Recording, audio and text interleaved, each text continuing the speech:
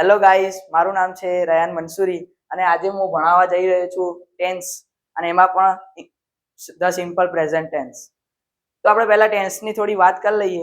તો ટેન્સ જ છે જે અંગ્રેજીમાં જે પાયારૂપ ગણાય છે. જો આપણને ટેન્સ જ ના આવડે તો આપણો અંગ્રેજી કાચું જ છે.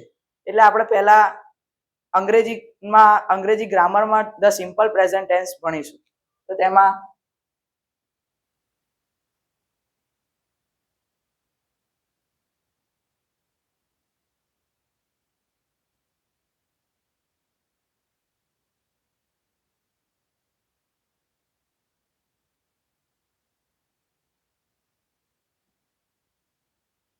તો આમાં હું થોડા વાક્ય લખીશ અને તમને સમજાવીશ કે આમાં કેવી વાક્ય રચના છે અને કેવી રીતનું વાક્ય છે. બરાબર.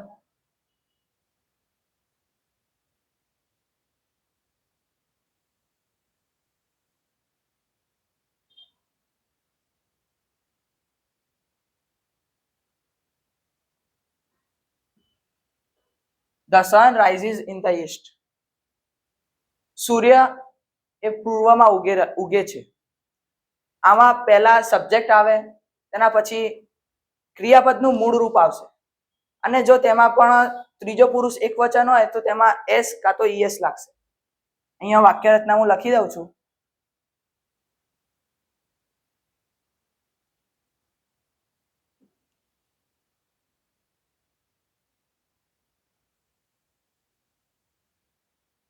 ક્રિયાપદનું મૂળ રૂપ એટલે V1.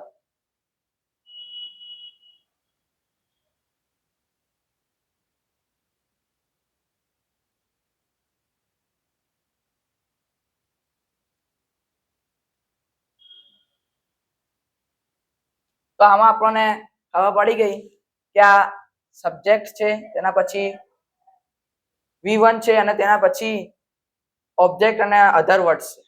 બરાબર. હવે બીજું વાક્ય લઈએ. આનો ઓપોઝિટ જ લઈએ એટલે તમને ખબર પડી જાય.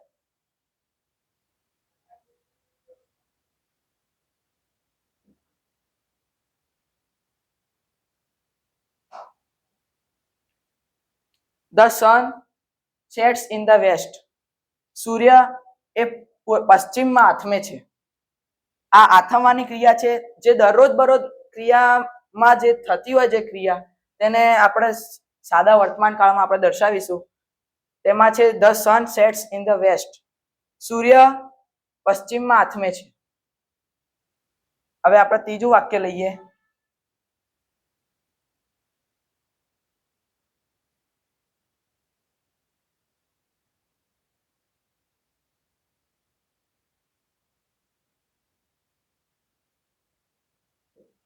Mohammad eats pizza.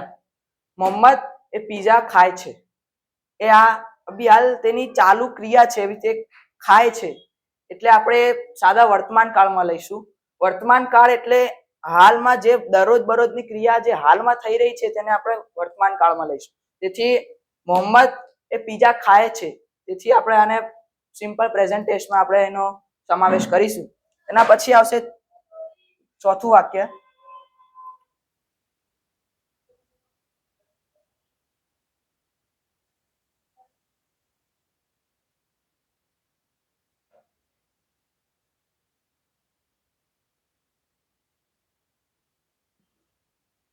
તનવીરા ખોરાક રાંધે છે.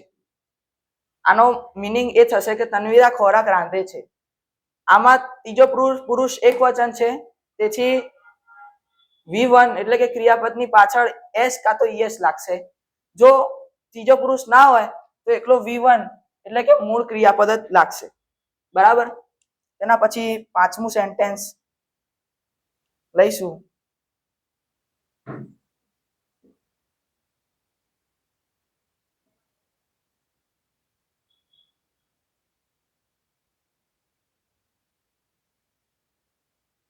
Salim drinks coffee.